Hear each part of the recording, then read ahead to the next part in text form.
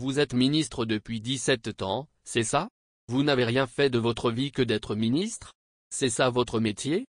Ce sont les questions dont le ministre Gilbert Bawara avait été bombardé lors d'un débat sur France 24. Et c'est la triste réalité dans notre pays, certains citoyens togolais, de par leur situation familiale et politique sont appelés à être ministres à vie. Depuis l'avènement de Faure Gnassingbé au pouvoir, point besoin de rappeler les conditions apocalyptiques dans lesquelles il a accédé au trône, certaines personnes sont éternellement nommées dans le gouvernement. Leur profession, ministre de la République. C'est devenu une carrière, une vocation, un emploi. Certains dans l'entourage de Faure Gnassingbé cumulent 17 années de fonction en tant que ministre, pendant que le grand chef lui-même qui est à la tête du Togo depuis bientôt 20 ans, a récemment changé la constitution pour demeurer éternellement président. Un ministre de la République a avant tout la mission de servir son pays. Il est au service du peuple. Il doit donc exercer sa fonction au service des Togolais et Togolaises.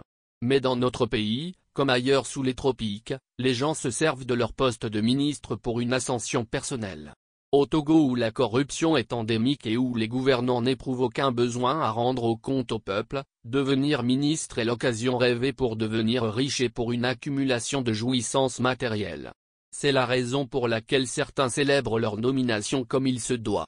D'autres même organisent des manifestations de leur reconnaissance dans leur village pour merci au chef de l'État.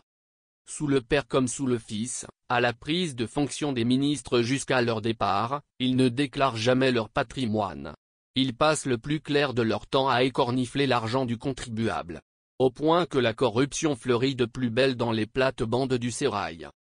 Folie Basi Katari, le rescapé de l'ère Eyadema.